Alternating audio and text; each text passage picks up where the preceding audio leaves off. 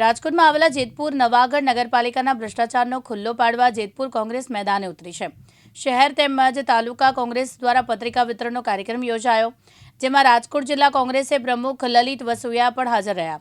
પત્રિકા વિતરણ કરી લોકોને જાગૃત કરવાનો અભિયાન કોંગ્રેસ દ્વારા કરવામાં આવ્યું।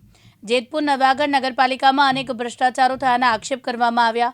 પાલિકામાં કરોડો રૂપિયા ગ્રાન્ટો આવવા છતાં જેતપુરના રોડ રસ્તા સહિતની અનેક સમસ્યાઓથી પ્રજાજનો ત્રસ્ત બની ગયા છે। આગામી પાલિકાની ચૂંટણીમાં પણ કોંગ્રેસ દ્વારા લોકોના મુદ્દાઓ ઉજાગર કરવાના છે। પત્રિકા વિતરણનો કાર્યક્રમને લોકોને જાગૃત કરવાનો પ્રયાસ કઈ પ્રકારનો પ્રયાસ છે? સમગ્ર ગુજરાતની અંદર ગુજરાત પ્રદેશ કોંગ્રેસ પાર્ટીના સૂચના અનુસાર સમગ્ર વિસ્તારની અંદર લોકોમાં જાગૃતિ આવે એના અનુસંધાને પત્રિકા વિતરણ અને લોકસંપર્કનો કાર્યક્રમની શુભ શરૂઆત રાજકોટ જિલ્લામાં આજે જેતપુર શહેરમાંથી અમે કરી રહ્યા છીએ।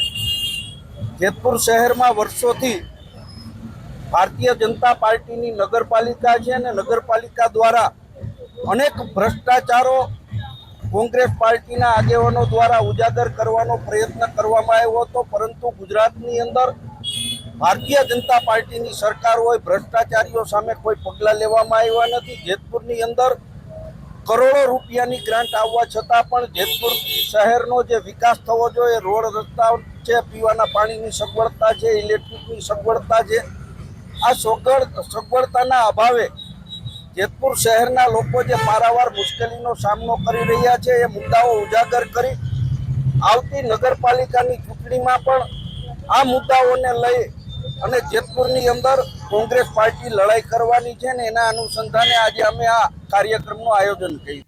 આશિષ મહેતા, દિવ્યાંગ ન્યૂઝ, જેતપુર, રાજકોટ।